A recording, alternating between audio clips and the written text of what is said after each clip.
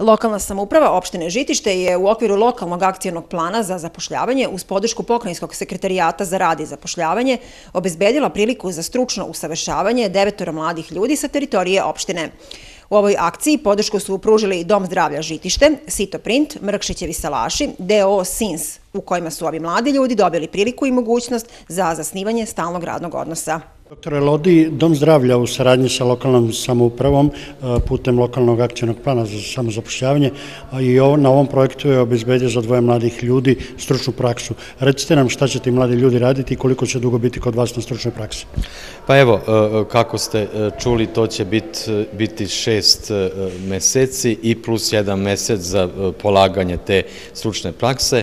Imamo jednog medicinskog tehničara i imamo jednu doktorku. Meni će to biti izuzetno drago da kao Dom zdravlja i naš menadžment i naša ustanova saradnju sa lokalnom samoupravom upravo uspeti da da tu prvu koricu hleba ovim radnicima, a sem toga da nauče tu stručnu praksu i da polože. Sa zadovoljstvom mogu da vam kažem da smo mi kao ustanova učestvovali i u prethodnim ovim akcijama što je lokalna samouprava organizovala, znači to nisu akcije nego zapošljavanje srednjih i visokostručnih kadrova. Trenutno imamo nekoliko sestara koji su gerontodomaćice, imamo 2 diplomirane ekonomistkinje i meni bi bilo jedno drago da nakon 6 meseci ili 7 meseci ponovo da se vidimo i upravo da bi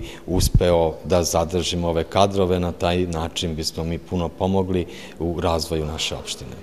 Posebna povoljnost u ovom projektu je to što će im biti i plaćeno polaganje stručnih ispita. Da, svakako. Mislim, ako gledate mladog čoveka, ako gledate ovu našu situaciju, znači svaki dinar će izuzetno dobro doći, a još jednom bih hteo da čestitam i lokalnoj samoupravi što učestvuje u ovoj akciji, svim ljudima koji su organizovali to i Sekretarijatu za rad i zapošljavanje Autonomne pokrajine Vojvodine i nadam se da će opština imati sluha i u buduće da zaposli mlade kadrove. Gospodine Mrkšiću, današnjim potpisivanjem ugovora sa 4 novih radnika koji će kod vas biti na stručnoj praksi, pokazali ste da su Mrkšićevi salaši društveno odgovorna firma i da vode računa o mladim ljudima. Pa mislim da ovo već više puta dokazujemo tu društvenu odgovornost, znači u svim segmentima, znači ne samo zapošljavanja, ali evo danas smo pokazali ovde. Mi smo imali potrebu i za većim brojem tih mladih radnika, ali evo dobili smo samo za 4 pripravnika koji će raditi stručnu praksu kod nas i verovatno ako budu opravdali poverenje koje im je ukazano od naše strane i strane vaše, da će to biti znači i za stalno primljeni radnici.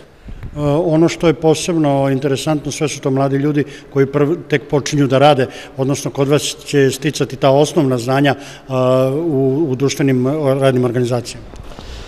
Pa, to su mladi ljudi, znači koji su posle škole za prvi put stiču i neko praktično znanje, gde će dopuniti ono znanje koje su stekli tamo prilikom obrazovanja.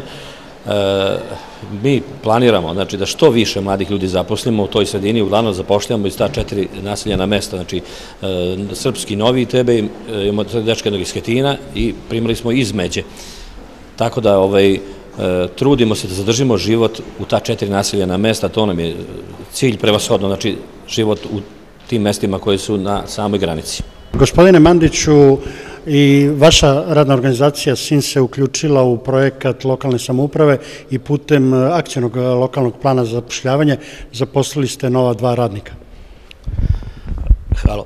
Mi smo zaposlili 5 novih radnika, ali podržani smo od strane opštine i fonda za 2 radna mesta. To je nova farma u Orlovatu koja zapošljava trenutno 5 radnika, radi odgoj koka nosilja. Kapacitet je 50.000 u turnusu i godišnje može da se obavi 2,5 turnusa. Planiramo da proširimo proizvodnju na toj farmi i uposlimo još radnika u 2013. godini. Ovo što ste upravo izjavili, 5 novih radnika, sa 2 ste podržani, ali ono što je interesantno je to da su to stalni radni odnosi.